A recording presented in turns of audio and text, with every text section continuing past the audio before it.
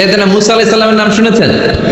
ওনার এক চাচাতো ভাই ছিল কারুন, বিশাল সম্পদের মালিক। কত যে সম্পদ, তার সব সম্পদগুলো সে সিন্ধুকের ভেতরে আটকে রাখত।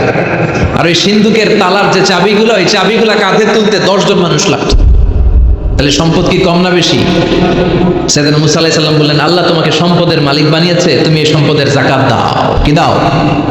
সে বলে না, আল্লাহ তো আমার সম্পদের মালিক বানায় নাই, ইন্নামা উতীতুহু আলা ইলমিন ইনদি, আমি আমার মেধা খাটিয়ে এই সম্পদের মালিক হয়েছি। সাইয়েদনা মুসা আলাইহিস সালাম বললেন, যাকাত দাও, না হয় আল্লাহর আযাবের অপেক্ষায় থাকো।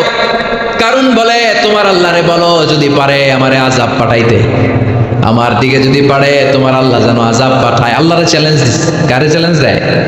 আল্লাহ তো ছাড় দেয় কিন্তু ছেড়ে দেয় না, এটা জানি না। আল্লাহ কি দেয় কি দেয় না, এই কথাটা মনে রাখতে পারবেন? আল্লাহ কি দেয় কি দেয় না? আল্লাহ ছাড় দেয়, আল্লাহ চান্স দেয়, আল্লাহ সুযোগ দেয়, আল্লাহ ভালো হয়ে যাওয়ার সুযোগ দেয়, কিন্তু আল্লাহ ভুলে যায় না, আর আল্লাহ ছেড়েও দেয় না। চিল্লায় বলেন ঠিক কি না? কারণ বলে, তোর আল্লাহরে বল, পারলে আমারে মারতে, পারলে আযাব পাঠাতে বল, দেখি তোর আল্লাহর শক্তি কত রে মুসা, আযাব পাঠাতে বল। আল্লাহ বলে, ফাখাসাফনা বিহি ওয়া বিদারিহিল আরদ। এই কথা বলার সাথে সাথে কারণের বিশাল সিন্ধুকের বাক্স, স্বর্ণের বাক্স, রূপার বাক্স, সম্পদের বিশাল বিশাল সিন্ধুকগুলো সহ কারণকে আমি জমিনের মধ্যে দাবিয়ে দিলাম। নাউজুবিল্লাহ পড়েন। জমিনে, এটা একটা আশ্চর্যজনক শাস্তি। এই শাস্তি আবার অন্যদেরকে আল্লাহ দেয় নাই। আল্লাহ কাউকে আযাব দিয়েছেন, প্রচন্ড বাতাস, বাতাস দিয়ে আল্লাহ উড়িয়ে দিয়েছেন। কাউকে দিয়েছেন পাথর বৃষ্টি, কাউকে দিয়েছেন আগুন বৃষ্টি, কাউকে দিয়েছেন ভূমিকম্প, কাউকে আল্লাহ আকৃতির বিকৃতি ঘটিয়েছেন। কারণের পা পর্যন্ত দেবে যায়, কারণ ভাবছে উঠে যাবে। কোমর পর্যন্ত দেবে যায়, কারণ ভেবেছে কিছু হবে না, আমার গায়ে অনেক শক্তি, আমি পার পেয়ে যাব। গলা পর্যন্ত যখন দেবে যায়, কারণ কয়, মুসা সব সম্পদ তোর, আর তোর আল্লাহ লইয়া যা, আমারে সাইরা দে। সব সম্পদ তোর মুসা, সব তোর, গাড়ি তোর, বাড়ি তোর, সিন্ধুকের বাক্সগুলা তোর আর তোর আল্লাহর, আমারে খালি সাইরা দে, আমি বাঁচতে চাই। আল্লাহ ছাড় দেয় কিন্তু ছেড়ে দেয় না। কারুনরে সেদিন আল্লাহ ছেড়ে দেয় নাই, ফেরাউনরে অনেক ছাড় দিয়েছে, ছেড়ে দেয় নাই। এই জন্য আল্লাহর সাথে অধ্যত্বপূর্ণ আচরণ যারা করে, আল্লাহ তাদেরকে ছাড় দেয় কিন্তু কঠিন কালেও ছেড়ে দেয় না। চিল্লায় বলেন ঠিক কিনা? কারণকে জমিনের মধ্যে দাবিয়ে দেওয়া হলো, সম্পদ সহ জমিনের মধ্যে। আল্লাহ কারণকেও দাবালেন, কারণের সম্পদও দাবালেন, গোটা বিশ্বের মানুষের চোখে আঙ্গুল দিয়ে দেখানোর জন্য কারণের একটা ছোট্ট বাড়ি আল্লাহ রেখে দিলেন। সুবহানাল্লাহ। মনোযোগ আছে আপনাদের? তাকবীর পড়েন, লিল্লাহি তাকবীর। এই যাকাত যদি না দেন, আপনার এই আদরের সম্পদগুলো, ব্যাংক ব্যালেন্স, আপনার প্রাইস বন্ড, আপনার ফ্ল্যাটগুলো, আপনার একর একর জমিগুলো কিয়ামতের দিন কি হবে জানেন? সুজাআন আকরা, টেকো সাপ। সাপের মাথায় চুল হয়, জানেন? এই যে ফানা ধরে না, এইটা হচ্ছে সাপের মাথা। এখানে সাপের মাথায় কিছু পশম হয় আর চুল হয়, কিন্তু যেই সাপ বেশি বিষাক্ত, বিষের ঠেলায় ওই চুল পড়ে যায়, এই জায়গায় চুল। আবার দেখতে যায় না আজকে সাপ ধরে একেবারে শেষ করে দিবে। তো আল্লাহ যে সাপগুলো দিয়ে আমাদেরকে পানিশমেন্ট দিবে, এগুলো তো দুনিয়ার সাপের মতো, তাই না?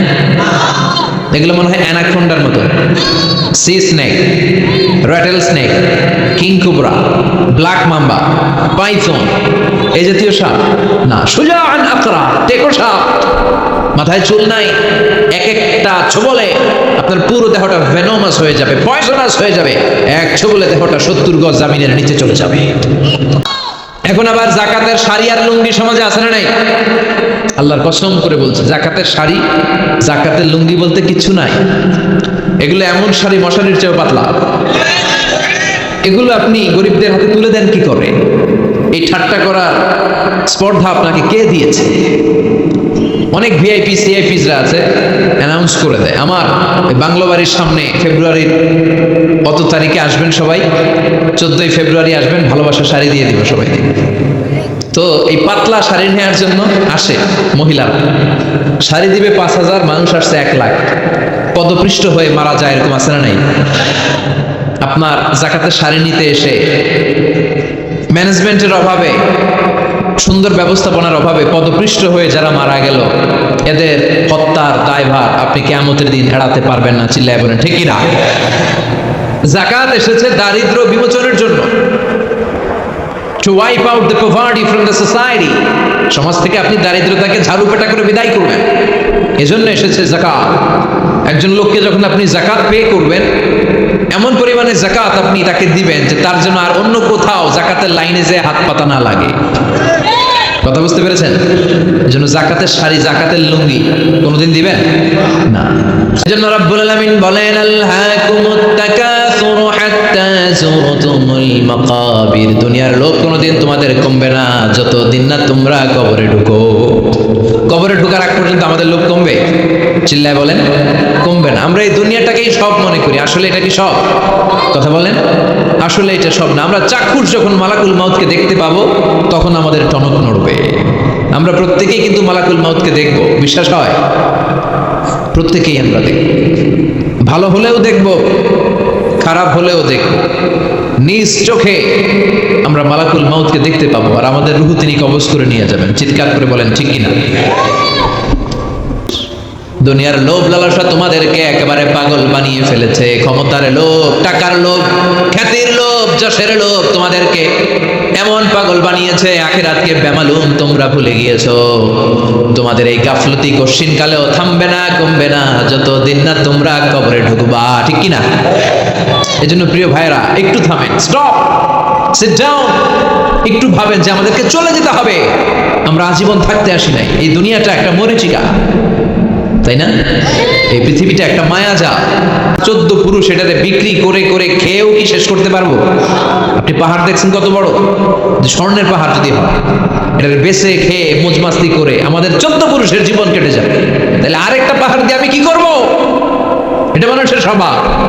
যার আছে বেশি সে চায় বেশি। আল্লাহ বলে থাম, একটু থাম, অনেক হয়েছে, আর না, তোমাকে চলে যেতে হবে। এই পাগলামির মায়াজালে আর পড়ে থেকো না। ঘুমন্ত বিবেকটাকে জাগাও, আখিরাতের জামানা তৈরি করো। চিল্লায় বলেন ঠিক কিনা? হাত্তা যুরতুমুল মাকাবির, এই কবর জিয়ারত তোমাকে করতে হবে। কবর হলো এমন জায়গা, এটা হলো মরণের পরে আখিরাতের প্রথম ধাপ। বিশ্বনবী বলেন, এই ধাপটা যদি সহজ হয়, আখিরাতের বাকি ধাপগুলোরে সহজ করে দিবে কে? আর এই কবরের প্রশ্নের উত্তর যদি উল্টা পাল্টা হয়ে যায়, প্রথম ধাপের প্রশ্নের উত্তর যদি গোলমাল পেকে যায়, পরের ধাপগুলোতে মায়ের আছে না নাই? বিশ্বনবী বললেন, মুমিনদের জন্য এই কবরে প্রশ্ন থাকবে কয়টা? কথা কন, 4টা। যারা ইসলাম বিরোধী, যারা কাফের, যারা মুশরিক, যারা বামপন্থী, তাদের থাকবে 3টা। মুমিনদের জন্য 4টা। মুমিনদের প্রথম প্রশ্ন, হু ইজ ইউর লর্ড? আমার রব্বুক, তোর রবের নাম কি? চিল্লায় বলেন আমাদের রব কে? দ্বিতীয় প্রশ্ন, মা দীনুক, তোর ধর্মের নাম কি? আমাদের ধর্মের নাম কি? বিশ্বনবীর চেহারা দেখিয়ে বলা হবে, তারিফু মান হাদার রাজুল, এই লোকটারে চিনো কিনা? আমরা বলবো চিনি, উনি আমাদের পেয়ারা নবী। ঠিক কিনা? যাদের চেয়ে সুন্দর তুমি নবী আমার কামলিওয়ালা, দু জাহানের বাদশা তুমি প্যারা নবী সাল্লে আলা, দু জাহানের বাদশা তুমি প্যারা নবী সাল্লে আলা, যাদের চেয়ে সুন্দর তুমি নবী আমার কামলিওয়ালা। সুবহানাল্লাহ পড়েন। আমরা বিশ্বনবীর চেহারা দেখা মাত্রই চিনে যাব, ঠিক কিনা? আমরা বলবো এই লোককে চিনি, মানি উনি ছিল আমাদের জান, আমাদের প্রাণ, আমাদের কলিজা। এই নবীর জন্য আমরা সব করতে রাজি। এই নবীর সম্মান আর ইজ্জত বাঁচাতে আমরা দেহের তাজা রক্ত ঢালতে রাজি। এই নবী আমাদের সব। এই নবীর সুপারিশ ছাড়া আমি জান্নাতে যেতে পারবো না। এই নবীর আমরা চিনি, মানি, উনি তো আমাদের পেয়ারা। এই 3টা প্রশ্নের উত্তর যখন পেরে যাবেন আপনারা ইনশাআল্লাহ, চতুর্থ একটা প্রশ্ন, ওমা ইলমু, হোয়াটস ইউর নলেজ? তুমি কিভাবে শিখলা? তুমি কি নকল করে শিখেছো না জেনে বুঝে? আপনাকে বলতে হবে কোরআন থেকে জেনে, হাদিস থেকে মেনে মেনে আমি শিখেছি। ছেলে গণিত পরীক্ষায় ফেল করেছে, মা বলে তুই ফেল করছস, তোর আব্বা এসে এমন মাইট দিবে, মাইট দিলে মজা টের পাবি। আচ্ছা আওয়াজ করে বলেন, মাইট দিলে কি মজা পাওয়া যায় না ব্যথা পাওয়া যায়? কিন্তু মা বললেন যে মজা টের পাবি, তার মানে মাইটটা যে কড়া মাইর হবে, শাস্তিটা হবে বড় ডেঞ্জারাস শাস্তি। এই শাস্তির তীব্রতা, মাইরের তীব্রতা বোঝানোর জন্য মা মজার কথা বলেছেন। চিল্লায় বলেন ঠিক কিনা? এজন্য সম্পদশালী যারা হয়েছেন আল্লাহর শুকরিয়া করেন, আর বছরান্তে যাকাত দিয়ে দেন। সম্পদের মধ্যে বরকত দিবে কে? প্রশ্নের যথাযথ উত্তর করতে পারি তুমি তৌফিক দাও। এজন্য আল্লাহ বললেন, আল্লাহকুমুত তাকাসুর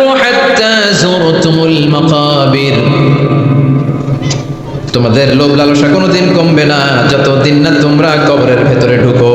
এই কবরে আমাদেরকে যেতে হবে, ঠিকই না? এটা থেকে পালাবার কোনো সুযোগ আছে? কোনোভাবে বেঁচে থাকা যাবে? এজন্য মাঝে মাঝে কবরে যাবেন। কই যাবেন?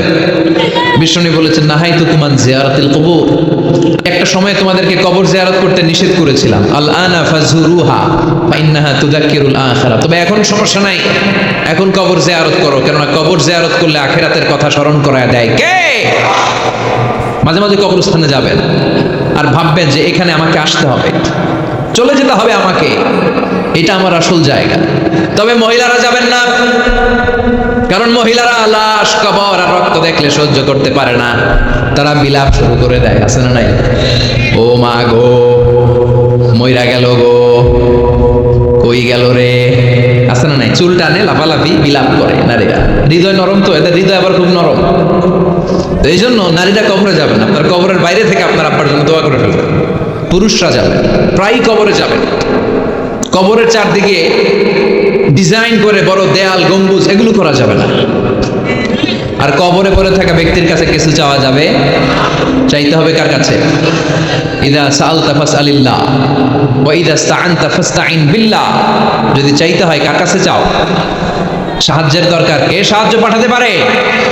এজন্য বিপদে আপদে সবসময় কার কাছে চাবো? বিশ্বনবীর কবরের সামনে দাঁড়িয়েও কিছু চাওয়া যাবে? যাবে না, কারণ বিশ্বনবীও চাইতেন কার কাছে? বিশ্বনবী নিজেই চাইতেন আল্লাহর কাছে। এজন্য আমাদেরও চাইতে হবে কার কাছে? আল মাইয়িতু ফিল কবর কাল গরীকু ফিল বাহর। সাঁতার না জানা ব্যক্তি সাগরে পড়ে গেলে যেমন অসহায়, মরে গেলে মানুষটা তার চেয়েও বেশি অসহায়, ঠিক কি না? অসহায় কবরের মানুষ আপনারে কি দিবে? দিবেন তো আপনি। আপনি যেই তার জন্য দোয়া করবেন, ফাতিহা পাঠ করবেন, ইখলাস পাঠ করবেন, তার জন্য মাগফিরাত কামনা করবেন। আপনি দোয়া করলে তার জীবনের গুনাহ ক্ষমা করে দিবে কে? কিন্তু সে কি আপনার বিপদ থেকে মুক্ত করতে পারে? তাহলে এই সূরাতুত তাকাসুর থেকে আমাদের জীবনের জন্য শিক্ষা হচ্ছে we have to go back to our Lord. আমাদেরকে আমাদের রবের কাছে হাজিরা দিতে হবে, আমাদের কিন্তু ফিরে যেতে হবে। এই চিন্তাটা আমাদের মাথায় রাখার দরকার আছে না নাই? চিল্লায় বলেন, মাথায় রাখার দরকার আছে না নাই? আজকে থেকে মাঝে মাঝে একটু ভাবা যাবে না যে আমাদেরকে চলে যেতে হবে? সাইয়েদনা ওমর ফারুক বলতেন, মুতু ক্বাবলা আন তামুতু, মরার আগে একবার মরো।